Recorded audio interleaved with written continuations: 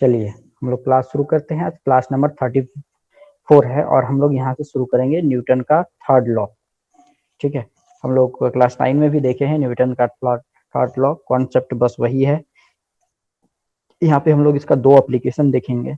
ठीक है, और फिर इससे कुछ डेरिवेशन भी हम लोग देखेंगे जो कि आपके एग्जाम के व्यू से काफी इंपॉर्टेंट है। एग्जाम में कभी भी न्यूटन का first law, second law, third law नहीं आता है। एग्जाम में क्या आता है वो आगे चल के मैं आप लोगों के लिए क्वेश्चन भी लेके आया हूँ। काफी इंटरेस्टिंग है, देखिए, और बहुत ईजी है। जस्ट एक चीज, अगर आप फैक्ट को समझ लेते हैं तो आप इजीली बना सकते हैं। बहुत ही सिंपल है और बहुत ही आसान है। बस सिर्फ आपको ये याद रखना हो कि न्यूटन का जो सेकेंड लॉ का जो होता है वो जो ये जो हम लोग जानते हैं F equal to M A जो होता है, इस रिलेशन को अगर आप याद रख लेते हैं तो आपका एक क्वेश्चन आप कर पाएंगे। ये वाला सिर्फ आपको याद रखना पड़ेगा, F equal to M A according to Newton second law.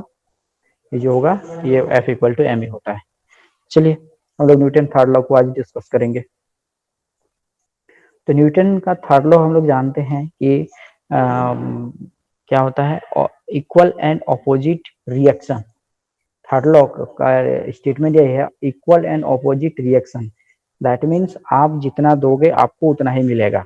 ठीक है, आप इसको अपने रियल लाइफ से भी अगर कोरिलेट करते हैं तो आप देख पाएंगे कि आप जितना मेहनत करेंगे आपका रिजल्ट उतना ही बेटर होगा, साथ ही आपका उतना ही फ्यूचर अच्छा होगा।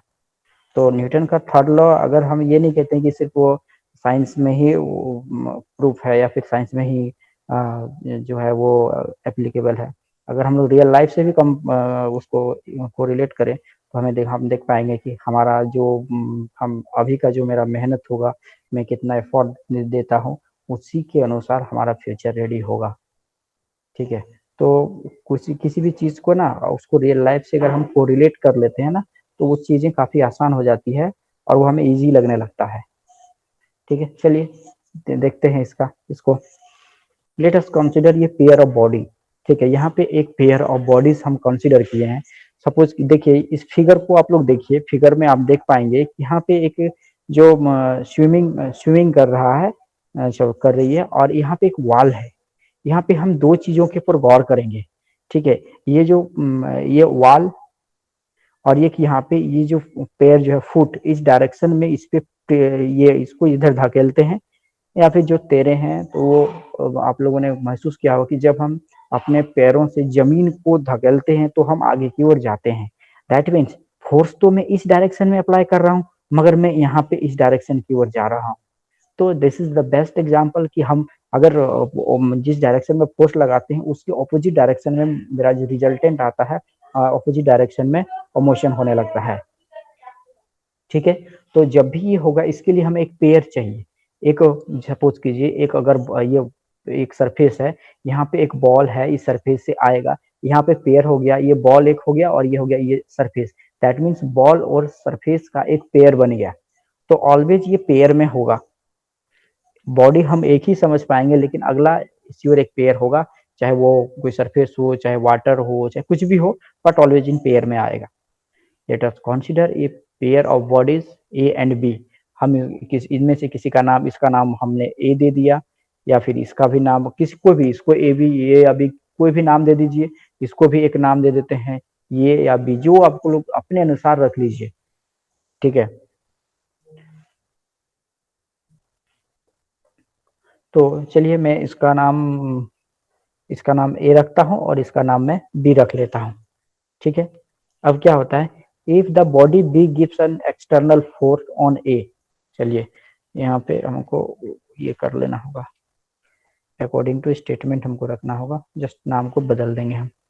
ये हो जाएगा, ये है बी और ये वाला है ए। चलिए अकॉर्डिंग टू स्टेटमेंट क्या है, इफ बी, अगर B gives an external force on A, अगर बी ए के ऊपर एक फोर्स लगाता है, एक्सटर्नल फोर्स। ठीक है, अगर बी ए के ऊपर एक कोई एक्सटर्नल फोर्स अप्लाई करता है, ठीक है, अब उसको हम क्या कहेंगे, से force on A by B. ये जो है यहाँ पे आप लोग देख रहे हैं एफ, ए और बी, इसको हम लोग क्या करते हैं, बोलेंगे force on A by B. ध्यान से रखिए, ध्यान से देख लीजिए इसको हम क्या पढ़ेंगे, force on A by B. ये जो ए एंड बी है, यहाँ पे पहले ए है फिर बी है, that means force on A by B जो है बी ए के ऊपर फोर्स लगा रहा है। Then according to Newton third law, body A exert an equal force on B. तब क्या, according to Newton third law के अनुसार यहाँ पे इक्वल, यानी ये हो जाएगा equal B A, that means force on B by A. अब अकॉर्डिंग टू थर्ड लॉ अब क्या होगा, ए भी उतना ही अमाउंट में बी के ऊपर फोर्स लगाएगा, उसको हम बोलेंगे, यानी दैट मीन्स अगर ये हो गया एफ ए बी, ये हो जाएगा ये वेक्टर इक्वल टू, ये हो जाएगा माइनस एफ बी ए। चलिए माइनस अभी नहीं लगाते हैं, माइनस को हम बाद में अपोजिट डायरेक्शन को, क्योंकि अब माइनस को उसी डायरेक्शन दिखा रहा है तो फिर उसको बाद में आप इंट्रोड्यूस करेंगे। तो ये चीज आया, ठीक है, but it is in opposite direction. ठीक है, इसका डायरेक्शन दोनों का ऑपोजिट है। ठीक है, ये चीज समझ में आया, ये कैसे हुआ, according to Newton third law equal and opposite force, इतना तक हमने समझा। अब ये एफ ए बी का मतलब और एफ बी ए का मतलब आप लोगों ने क्लियर हुआ। अगर किसी को कंफ्यूजन है, अगर समझ में नहीं आया है तो आप बोलिए, मैं वहां पे क्लियर करता हूँ।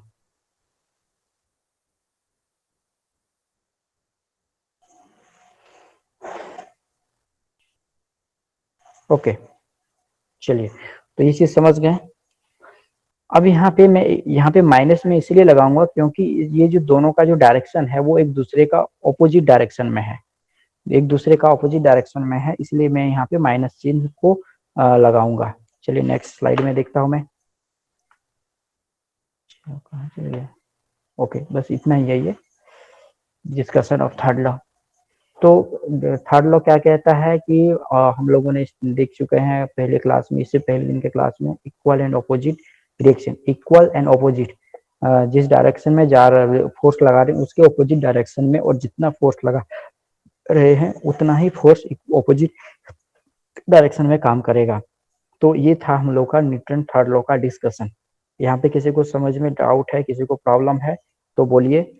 हम जब इसको प्रूव करेंगे तो हम यहाँ पे ये लिखेंगे ए बी, यहाँ लिखेंगे equal to minus force B A, vector दोनों पे रहेगा।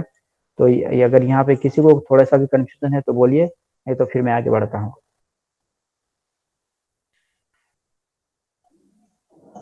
चलिए आगे बढ़ते हैं। अगला है इम्पल्स ऑफ फोर्स। ठीक है, क्या है इम्पल्स, इम्पल्स ऑफ फोर्स क्या है, इन सारी चीजों को देखते हैं। चलिए, impulse of a force is defined as the product of force and its time of action.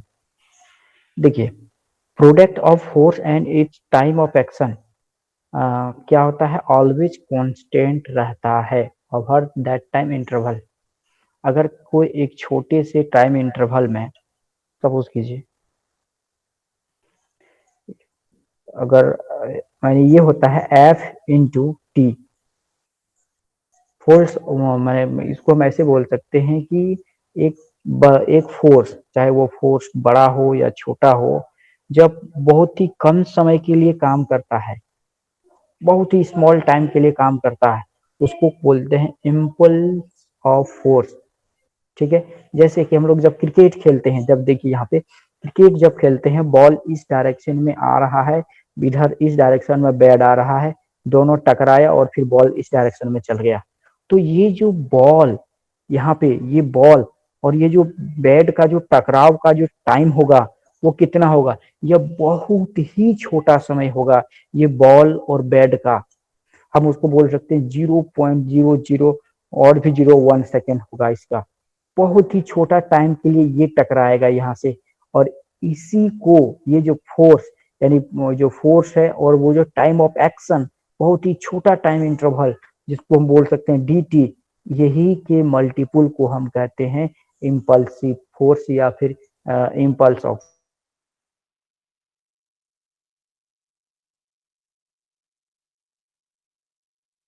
All time के लिए अप्लाई होता है, बहुत ही छोटा टाइम के लिए, तो वहां पे हम उसी फोर्स का नाम वो चेंज करके बोलेंगे impulsive force.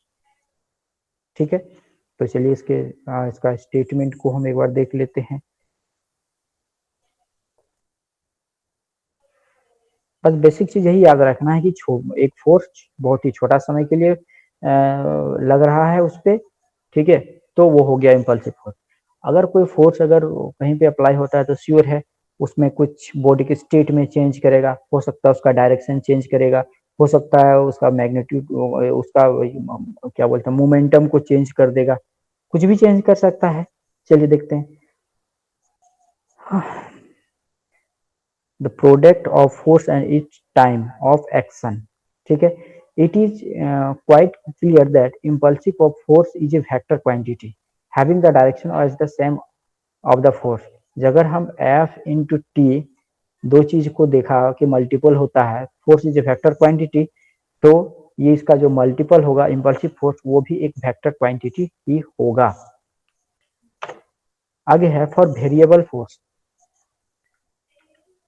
For variable force sorry for constant force. अगर जो मैं जिस फोर्स F के बारे में बात कर रहा था, अगर वह फोर्स F जो हो कांस्टेंट हो, ठीक है, कहीं पे किसी ऑब्जेक्ट पे फोर्स लग रहा है और अगर वहां पे F जो फोर्स है वो कांस्टेंट हो, तो क्या होगा, let F be the constant force acting on a body of mass m। Suppose कीजिए एक बॉल है, इसका मास m है और इसके ऊपर एक फोर्स जो अप्लाई हो रहा है वह F है, F फोर्स इसके ऊपर अप्लाई हो रहा है फॉर टाइम इंटरवल। और कितना टाइम के लिए अप्लाई हो रहा है इसके ऊपर, डेल्टा टी टाइम के लिए। डेल्टा टी दैट मीन्स हम ये शो कर रहे हैं कि ये टाइम इंटरवल बहुत ही छोटा है, for which the velocity of the body changes. अब क्या होता है, वेलोसिटी इसका चेंज हो जाएगा। सपोज कीजिए वही वही एक सेम एग्जांपल, एक बॉल उधर से इस डायरेक्शन में आ रहा था, एक बैट से टकराया, एक बैट से यह टकराया। अब इस टकराने के बाद बैट का डायरेक्शन ये था, अब इस टकराने के बाद बॉल का जो डायरेक्शन है इस डायरेक्शन में चेंज हो गया, डायरेक्शन चेंज हुआ, इसका मतलब हम क्या कह सकते हैं कि वेलोसिटी चेंज हुआ। डायरेक्शन चेंज हुआ दैट मीन्स अब इस डायरेक्शन में आ रहा था, इधर आ रहा था, उसका ये इस डायरेक्शन में घूम गया, दैट मीन्स हम कहेंगे क्या उसका वेलोसिटी चेंजेस हो गया। हो सकता है इधर से जिस वेलोसिटी से आ रहा था बैट से टकराने के बाद उसका वेलोसिटी बढ़ गया हो या फिर उसका वेलोसिटी कम गया हो। ठीक है, कभी कभी देखते हैं कि जब कोई खिलाड़ी बॉल इधर से बॉलिंग कर रहा है, सेम स्पीड से बॉलिंग करता है, कभी कभी बॉल बैट से निकलता है तो स्लो जाता है, कभी कभी जब बैट से टकराता है तो बहुत ही फास्ट जाता है। दैट मीन्स स्लो भी हो रहा है फिर भी वेलोसिटी चेंज हो रहा है, फास्ट हो रहा है तो भी वेलोसिटी चेंजेस हो रहा है, वेलोसिटी में बदलाव आ रहा है। ये दोनों केस में क्या हो रहा है, वेलोसिटी जो है वो बदल रहा है।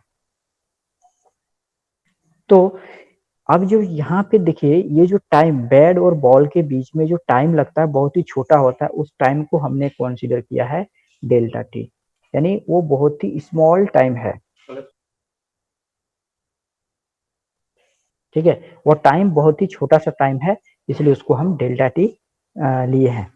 चलिए यहाँ पे देखिए डेल्टा, यहाँ पे क्या है, कांस्टेंट फोर्स, एक कांस्टेंट फोर्स एम मास के ऑब्जेक्ट पर डेल्टा टी टाइम के लिए अप्लाई होता है, तो क्या करता है इसका वेलोसिटी को चेंज कर देता है फ्रॉम यू टू भी। पहले उसका वेलोसिटी यू था, अब उसका वेलोसिटी भी हो गया है, पहले उसका वेलोसिटी यू था अब उसका वेलोसिटी भी हो गया है। Then the impulse of force is, अच्छा इम्पल्स ऑफ फोर्स को आई से डिनोट किया जाता है, तो I equal to F into delta T.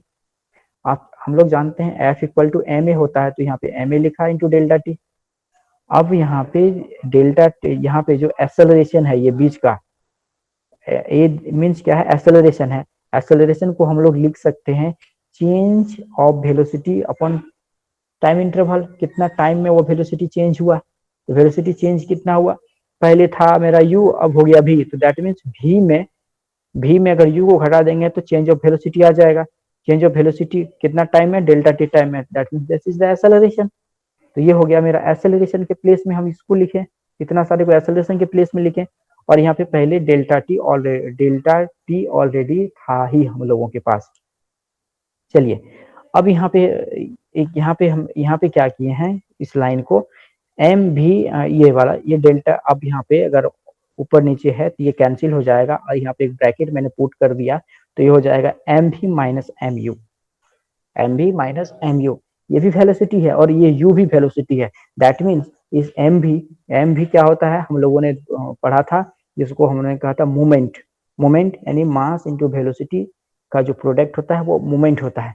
इसको मैंने कंसीडर किया, मैंने मान लिया ये मोमेंटम 1 है माइनस ये है मोमेंटम 2 P2, यानी that means momentum 2, where P1 and P2 are the initial momentum and final momentum respectively। ठीक है, अब यहाँ पे क्या हो गया, दैट मीन्स अब यहाँ पे एक नया रिलेशन हम लोग कोरिलेट कर लिए, I equal to change in momentum P1 minus P2। अगर ये इनिशियल है और ये फाइनल है, या फिर ये फाइनल है ये इनिशियल है, दैट मीन्स ये मोमेंटम में चेंज दिखा रहा है। तो इम्पल्सिव फोर्स को हम लोग क्या बोल सकते हैं, impulsive force equal to change in momentum. Clear है?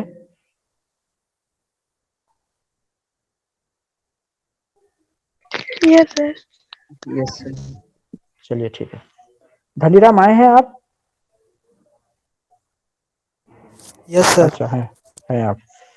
चलिए ठीक है, तो इम्पल्सिव फोर्स को हम क्या लिखे, आई इक्वल टू क्या बोल सकते हैं, चेंज इन मोमेंटम। अच्छा अभी भी मैं फिर से बोल रहा हूँ, अगर किसी को यहाँ पे डाउट हो रहा है कि ये मोमेंटम चेंज मोमेंटम कैसे हुआ, तो प्लीज बोलिए, मैं उसको फिर से बता सकता हूँ। क्योंकि इम्पल्सिव फोर्स का काम ही यही होता है उसके मोमेंटम को चेंज कर दे।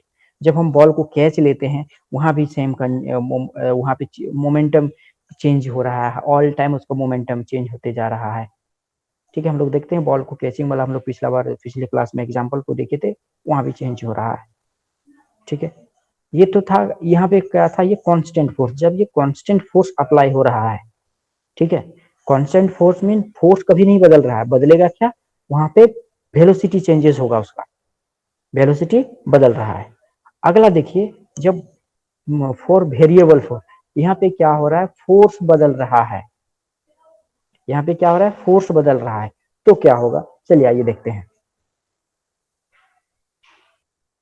If F be the force acting on a body at instant t and P be the momentum of the body at that instant, कोई मतलब F फोर्स इस एक बॉडी के ऊपर लग रहा है, कितना टाइम के लिए, उस टी टाइम पे, और उस टी टाइम पे इस बॉडी का जो मोमेंटम है, संवेग है, वह P है।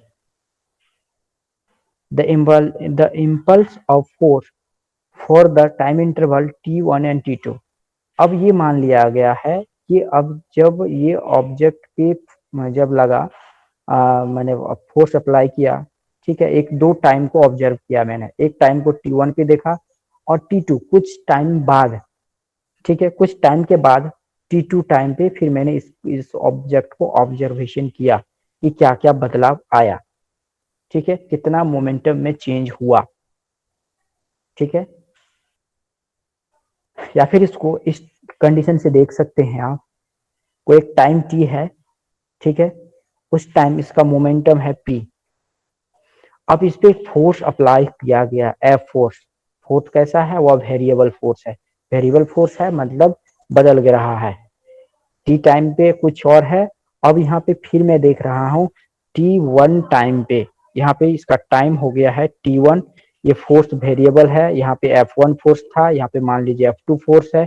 अब यहाँ पे इसका जो मोमेंटम होगा वो भी तो चेंजेस हो जाएगा, ये भी P2 चेंजेस हो जाएगा। दैट मीन्स हम कह सकते हैं कि एक बॉडी पे है वो एक टाइम, मतलब मान लेते हैं कि पर सेकेंड उसका फोर्स जो लगने वाला फोर्स है वो चेंजेस हो जा रहा है, तो हम कहेंगे कि फोर्स क्या है, वेरिएबल है। अगर उसका फोर्स वेरिएबल है दैट मीन्स में एक्सेलरेशन भी वेरिएबल होगा, कभी कम उसका बदलेगा, कभी ज्यादा बदलेगा। तो चलिए इसी को हम लोग देखते हैं इंटीग्रेशन फॉर्म में।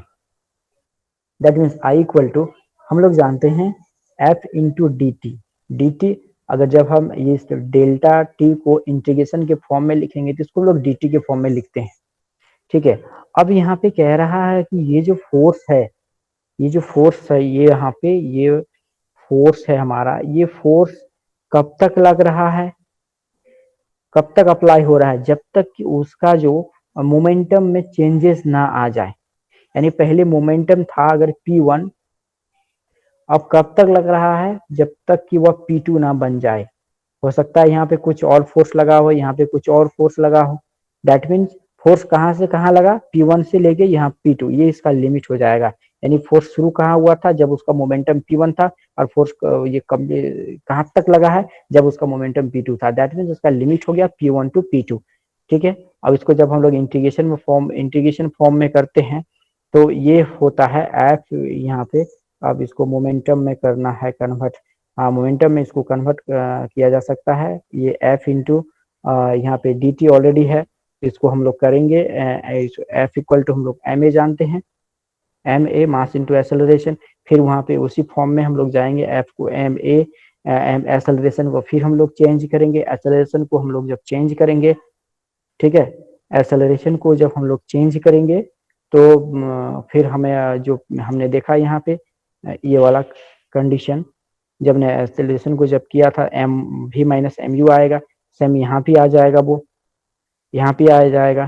तो अब वहाँ पे जो चेंजेस आया था ये वाला, इसी को P2 minus P1, P2 minus P1 जो है इसको, या फिर यहाँ पे देख लीजिए, यहाँ पे जो आया था मेरा P1 माइनस P2, चाहे P2 माइनस P1, बच्चे बात तो एक ही है।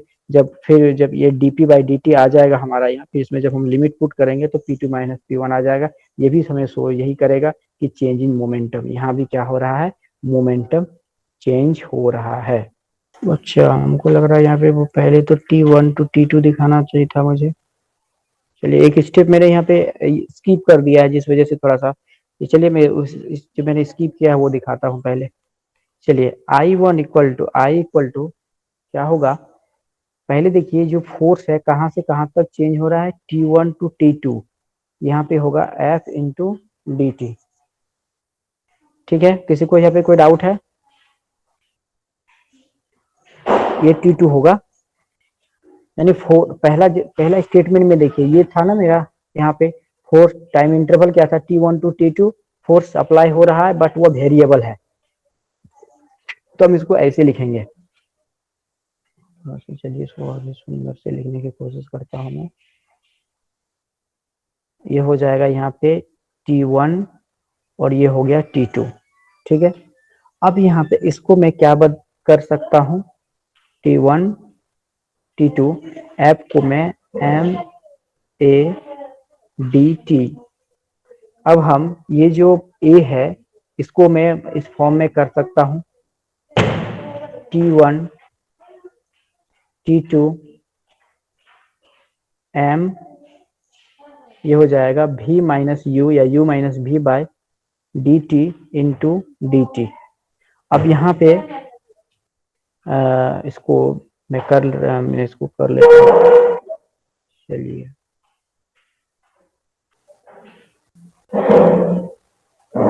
चलिए ये वाला मैं आपको नेक्स्ट क्लास में इसके ये यहाँ पे कैसे हुआ, मैं थोड़ा सा मुझे भी देखना होगा। ठीक है, मैं फिर देख के आप लोगों को ये मैं इंट्रोड्यूस करूंगा, आप लोगों को बताऊंगा कि ये इसका जो रिजल्ट आया है ये कैसे हुआ।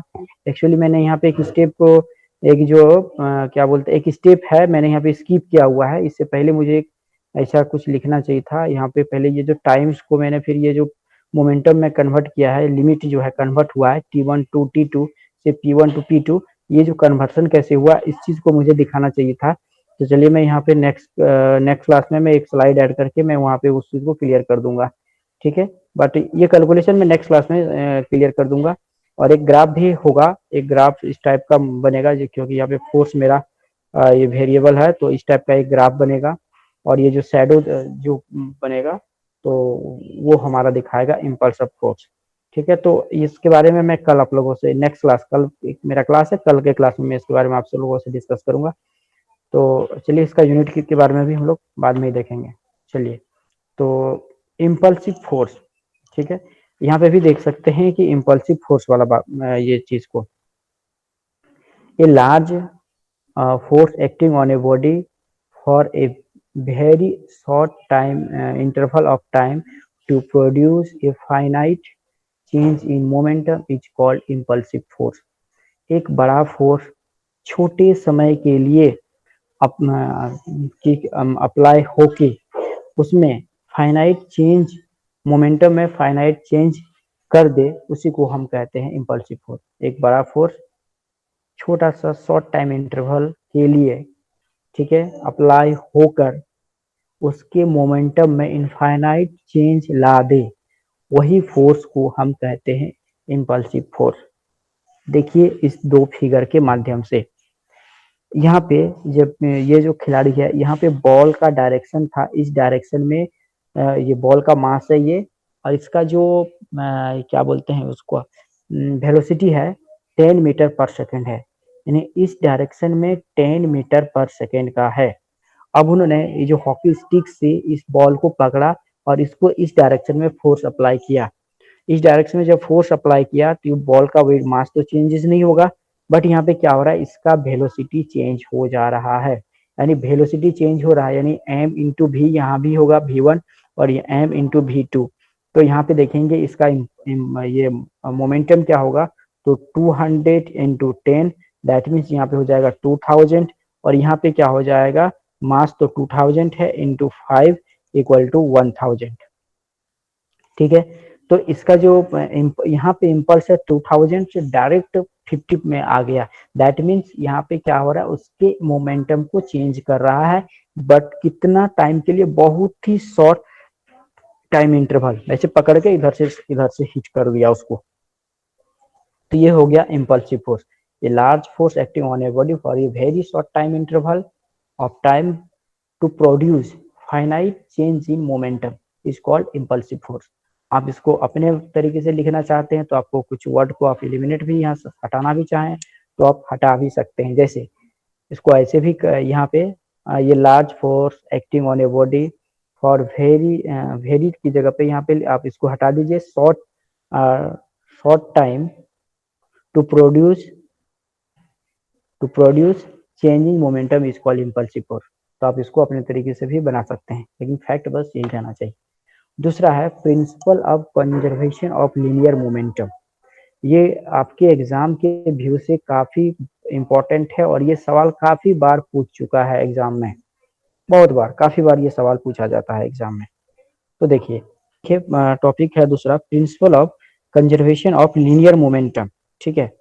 तो इसमें क्या होता है, कोई ऑब्जेक्ट है चाहे दो पार्टिकल्स है, तो दो पार्टिकल्स जब क्या होता है कि जब एक दूसरे से टकराता है, तो जब दो पार्टिकल्स एक दूसरे से टकराता है तो क्या होता है, ये पार्टिकल्स, वन पार्टिकल्स टू पे भी फोर्स अप्लाई करता है according to Newton third law, और जो सेकंड पार्टिकल फर्स्ट पार्टिकल के ऊपर भी फोर्स अप्लाई करता है according to Newton third law के अनुसार। हम लोग देखेंगे कि अगर एक कोई धक्का मारता है तो दूसरा भी उसको धक्का मारेगा, ठीक है।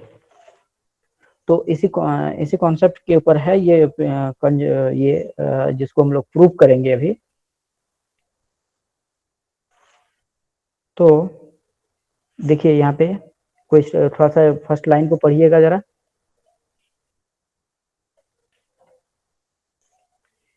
If the net external force acting on a particle or system of particles remains conserved, अगर कोई जैसे कि एक्सटर्नल फोर्स को ऑब्जेक्ट पे जो एक्सटर्नल फोर्स जो लगाया गया है या फिर अप्लाई हो रहा है वो अगर कंजर्व हो, दैट मीन्स अगर 5 न्यूटन का फोर्स अप्लाई किया हुआ तो दैट मीन्स वो सेकेंड ऑब्जेक्ट पे भी 5 न्यूटन का फोर्स ही होना चाहिए, दैट मीन्स कहीं पे चेंजेस नहीं होना चाहिए। It is to noted that conservation of linear momentum is a consequence of Newton both second and third law। ये जो है जो हम लोग अभी देखेंगे, ये न्यूटन का सेकेंड लॉ और थर्ड लॉ दोनों का मिला जुला रूप है, ठीक है। ये दोनों का मिला जुला रूप है, न्यूटन का सेकेंड लॉ और न्यूटन का थर्ड लॉ दोनों का। तो इसमें होता क्या है कि सपोज कीजिए इसको प्रूव करने के लिए मुझे दो ऑब्जेक्ट चाहिए, ठीक है, दो ऑब्जेक्ट चाहिए और दो ऑब्जेक्ट, एक को हमको m मानना होगा और दूसरा को हम ये ऑब्जेक्ट को हम लोग टू ऑब्जेक्ट कंसीडर करेंगे, ठीक। पे दो ऑब्जेक्ट मैंने कंसीडर किया हुआ है, F एक 1 एक 2। रुकिए एक मिनट रुकिए, तो मैं थोड़ा सा प्रेजेंटिंग मोड ऑन कर लेता हूँ, तो इसमें मैं लिख के समझा नहीं पा रहा हूँ। यहाँ पे है दो ऑब्जेक्ट, एक ऑब्जेक्ट नंबर 1 और दूसरा है ऑब्जेक्ट नंबर 2। ठीक है, ये दो ऑब्जेक्ट है, ये ऑब्जेक्ट इस डायरेक्शन में या फिर एक दूसरे से जब ये टकराता है तो ये कहता है according to Newton third law, ये दोनों ऑब्जेक्ट एक दूसरे के ऊपर फोर्स अप्लाई करेगा। जब ये दोनों आपस में टकराएगा या फिर दोनों को फोर्स लगा के एक ही टकरवाया जाता है तो दोनों एक दूसरे के ऊपर फोर्स करेगा, अप्लाई करेगा। तो हम क्या देखते हैं, F1 फोर्स। अगर ये F1 फोर्स है यानी F1 फोर्स जो है वो पार्टिकल 1 पे लग रहा है, that means external force on particle 1 at instant T. यानी एक फोर्स जो है वो जब टकराया तो इस ऑब्जेक्ट के ऊपर F1 फोर्स लगा। अब आ गया external force on particle 2। Sorry, ये एक्सटर्नल फोर्स है, दैट मीन्स हमको एक फोर्स यहाँ से भी लगाना होगा, एक फोर्स इस पे भी लगाना होगा। बाहर से भी F1 फोर्स है और ये F2 फोर्स यहाँ से होगा। बीच वाला एक अलग फोर्स होगा, उसको हम लोग अभी F21 या फिर F12 फोर्स के रूप में हम लोग देखेंगे। तो पहला क्या है, external force on particle 1 at instant T. T time में, यानी ये 1 पार्टिकल के ऊपर जो फोर्स है वो F1 है, और वही सेम टाइम पे T2 पार्टिकल के ऊपर, यानी सॉरी पार्टिकल 2 के ऊपर जो फोर्स है ये F2 है। यानी ये F2 पे F2 और F1 पे F1 जो है फोर्स है particle 1, F2 force on particle 2। अब देखिए और एक फोर्स काम करेगा। अब यहाँ पे देखिए ये जब इधर इस डायरेक्शन में एक फोर्स अप्लाई हुआ इधर से इस डायरेक्शन में, अब जब ये बॉडी भी तो इसके ऊपर फोर्स लगाएगा। जैसे ही यहाँ ये फोर्स F1 अप्लाई हुआ इस बॉडी के ऊपर, अब यह बॉडी इससे टकराएगा, वन बॉडी जो है या फिर वन पार्टिकल 2 से टकराएगा, तो यहाँ पे एक फोर्स आएगा जिसको हम लोग कहेंगे F12, दैट मीन्स और एक फोर्स होगा F21। ठीक है, तो वो क्या होगा, F1 तो force on particle 1 by particle 2 at instant T. ठीक है, अब ये उस फिगर को मैं यहाँ पे साथ नहीं आएगा ना, सॉरी रखे थे कहीं में, चलिए देखते हैं। यहाँ पे दो ऑब्जेक्ट जो था, अब ये इसके ऊपर इस यहाँ पे F1 था और इस डायरेक्शन में F2 था। अब ये जो दो के बीच में एक फोर्स लगेगा, यहाँ पे दो टाइप का फोर्स लगेगा, एक होगा F12 और दूसरा लगेगा F21। अब ये F12 फोर्स क्यों लगेगा, ठीक है, तो ये होगा force on particle 1 by particle 2। अब यहाँ पे न्यूटन थर्ड लॉ के अनुसार दोनों के बीच में इक्वल एंड ऑपोजिट रिएक्शन होगा, इक्वल एंड ऑपोजिट रिएक्शन होगा। तो जैसे कि इस एक इधर से भी फोर्स लग रहा है, इधर से भी फोर्स लग रहा है, जब दोनों आपस में टकराएगा तो एक यह ऑब्जेक्ट यानी ऑब्जेक्ट बी भी 2 भी 1 के ऊपर फोर्स लगाएगा और 1 भी 2 के ऊपर फोर्स लगाएगा, वही वाला है यहाँ पे F12 का मतलब हो गया बाय यानी सेकेंड ऑब्जेक्ट यानी 2 पार्टिकल्स फर्स्ट पार्टिकल के ऊपर फोर्स अप्लाई कर रहा है। F21 का मतलब हो गया पार्टिकल 2 पे फोर्स लगा रहा है पार्टिकल 1। ठीक है, यहाँ पे दो केसेस आ गया। अगर ये दो कोई वेबल्स है या फिर दो पार्टिकल्स है आपस में टकराता है, एक्सटर्नल फोर्स के बारे में बात नहीं कर रहा हूँ, जब दोनों एक्सटर्नल फोर्स अप्लाई करने के बाद जब दो टकराएगा तो यह भी इसके ऊपर फोर्स अप्लाई करेगा और यह भी इसके ऊपर फोर्स अप्लाई करेगा। तो यहाँ पे हम क्या कहेंगे, force on 2, that means force on particle 1 by particle 2, 1 by 2। और दूसरा क्या है F21, दैट मीन्स यहाँ पे होगा on 2 by 1, that means particle 2 पे फोर्स किसके द्वारा, पार्टिकल 1 के द्वारा। ठीक है, then the total force on particle 1। अब यहाँ पे देखना है कि पार्टिकल 1 पे कितना फोर्स हो गया, तो याद कीजिए हम लोग एक पार्टिकल 1 पे F1 फोर्स अप्लाई किए थे और दूसरा फोर्स क्या लगा रहा है, F2 लगा रहा है F1 के ऊपर। तो दैट मीन्स फोर्स F1 पे लगा रहा है F2, that means F1 object पे इतना टोटल फोर्स हो गया। ठीक है, तो पार्टिकल 1 पे total force F1 plus F12, same particle 2 पे कितना हो जाएगा, ये हो जाएगा F2 एंड प्लस F21। चलिए ये यहाँ पे 21 होगा और यहाँ पे 2 होगा। ठीक है, रिस्पेक्टिवली। ये चीज समझ में आया, ये दो कैसे हुआ। हम नेट फोर्स निकाल लिए हैं कि प्रत्येक ऑब्जेक्ट के ऊपर नेट फोर्स कितना हुआ। ठीक है, तो एक निकल गया F1 प्लस F12 और दूसरा ऑब्जेक्ट पे निकल गया F2 प्लस F21। अब according to Newton second law, हम लोग सेकेंड लॉ के अनुसार जानते हैं कि, ठीक है, फोर्स के डायरेक्शन में क्या होता है, change in momentum is directly proportional to applied force. अगर ऑब्जेक्ट 1 में अगर टोटल फोर्स इतना अप्लाई हो रहा है, दैट मीन्स उसके मोमेंटम में भी चेंज आएगा।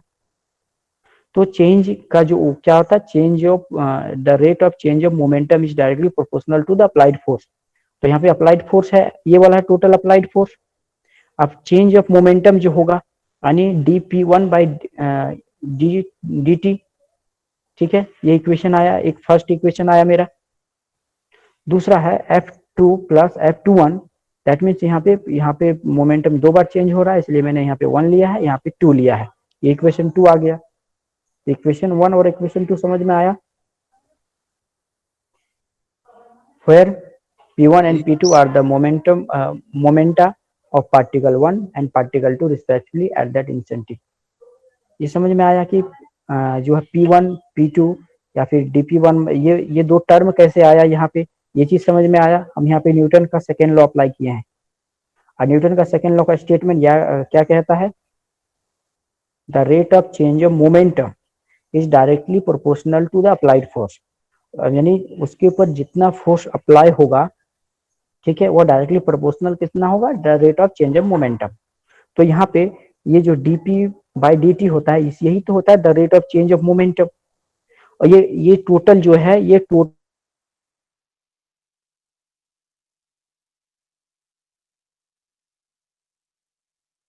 इतना अप्लाई हो रहा है, इसके अकॉर्डिंग, इसके प्रोपोर्शनली ये जो है यहाँ पे अप्लाई होगा, ये चेंज ऑफ मोमेंटम होगा। तो यहाँ भी सेम होगा, सेकंड ऑफ पार्टिकल्स के लिए भी, या फिर सेकंड पार्टिकल्स के लिए भी सेम होगा। इसलिए यहाँ पे दो मोमेंटम आया, तो पार्टिकल 1 के लिए 1 और पार्टिकल 1 के लिए P2, सॉरी पार्टिकल 2 के लिए P2। ठीक है, यहाँ तक क्लियर है। Yes sir. आगे देखिए, अब दोनों इक्वेशन को ऐड करते हैं। ये जो हमारा दोनों इक्वेशन आया है यहाँ पे, ये जो दो इक्वेशन है यहाँ पे हम इसको ऐड करते हैं, यानी F1 plus F12 plus F2 plus F21 equal to, ये दोनों जो है ये दोनों इधर ऐड हो गया।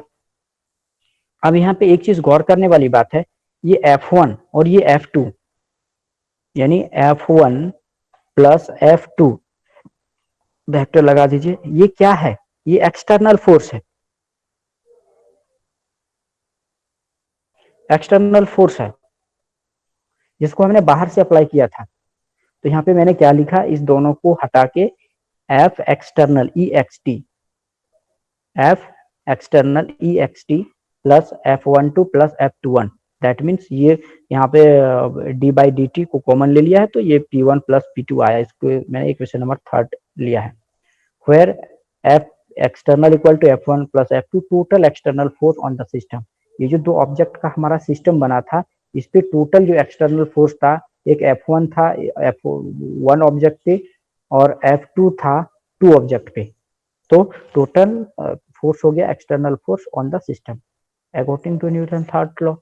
हम लोग जानते हैं न्यूटन के थर्ड लॉ के अनुसार ये जो है, ये जो दो बॉडी जो आपस में दो इंटरनल फोर्स अप्लाई हुआ F12 और F21, ये क्या होगा, एक दूसरे का ऑपोजिट होगा। यह 1 बॉडी 2 पे लगाएगा इस डायरेक्शन, 2 बॉडी 1 पे लगाएगा इस डायरेक्शन, इस पे, और क्या होगा, दोनों इक्वल होगा और दोनों एक दूसरे का ऑपोजिट होगा। देखिए दोनों को इक्वल किया है मैंने और दोनों को ऑपोजिट भी किया है with the help of negative sign. Negative sign को देके यहाँ पे ये दिखाया गया है negative sign show the direction of the force. Negative sign that means वो नहीं कि वो माइनस है, नेगेटिव साइन सिर्फ डायरेक्शन को शो कर रहा है।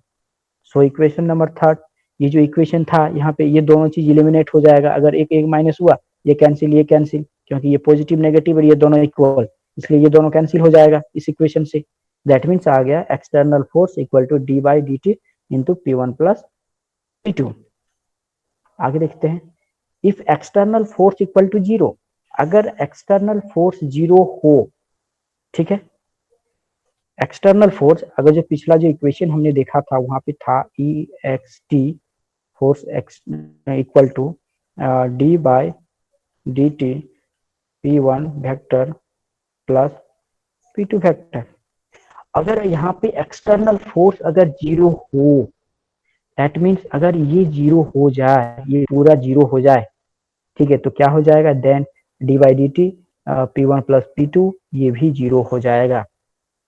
ये जीरो हो जाएगा कब, यानी इसका डिफरेंशिएशन, ठीक है, आप लोग को इंटीग्रेशन डिफरेंशिएशन का कॉन्सेप्ट आई थिंक थोड़ा मालूम जरूर होगा।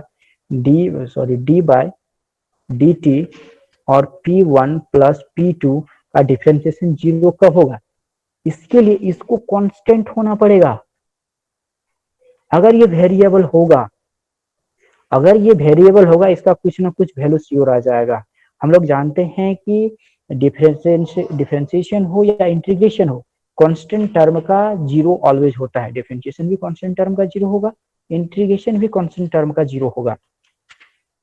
तो इसके लिए ये जीरो होने के लिए ये वाला भी जीरो होना पड़ेगा। दैट मीन्स ये कांस्टेंट टर्म है, that means P1 plus P2 constant in time, that means ये कंजर्व है, ये कभी नहीं बदलता है। तब हम कह सकते हैं thus if no external force act on a system, अगर किसी सिस्टम पे कोई एक्सटर्नल फोर्स काम नहीं करता है, the total linear momentum of the system is conserve. उसका जो लीनियर मोमेंटम होगा, linear momentum that mean M product of mass into velocity, यानी m1 v1 m2 v2 always क्या होगा, कंजर्व रहेगा, कभी नहीं बदलेगा, वो कांस्टेंट रहेगा, चेंज नहीं होगा वो। यही मुझे दिखाना था लीनियर मोमेंटम की चेंज नहीं होता है, principle of conservation of linear momentum. हम यहाँ पे क्या शो किए कि P1 P2 जो है कांस्टेंट है, दैट मीन्स कंजर्व है, बदलता नहीं है। दस एक्सटर्नल फोर्स अगर कोई सिस्टम पे अप्लाई नहीं होगा, total linear momentum of the system is conserve, यानी कोई उस लीनियर मोमेंटम में कोई बदलाव नहीं आएगा, जितना था उतना ही रहेगा। ठीक है, तो ये था हमारा प्रिंसिपल ऑफ लीनियर मोमेंटम। ये आता है, इससे रिलेटेड एक क्वेश्चन भी आता है काफी एग्जाम में, हम लोग उसको नेक्स्ट क्लास में देखेंगे। क्लियर है ये?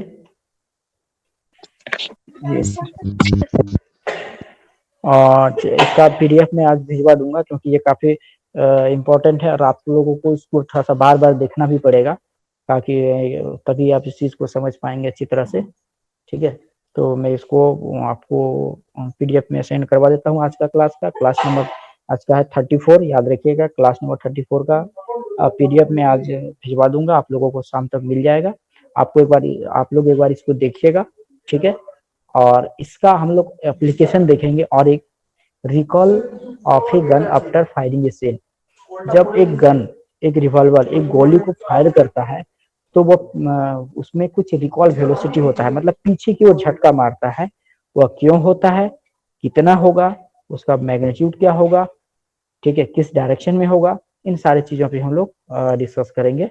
लेकिन इससे पहले जो ये आया, यहाँ पे न्यूटन का सेकेंड लॉ भी अप्लाई हुआ, न्यूटन का थर्ड लॉ भी अप्लाई हुआ, इसको आप लोगों को थोड़ा सा देख भी लेना होगा और समझ भी लेना होगा। ठीक है, तो आज के लिए इतना ही, फिर हम लोग मिलते हैं कल का सेकंड क्लास में। कल 12 बजे से मेरा क्लास है, वहां पे मिलते हैं।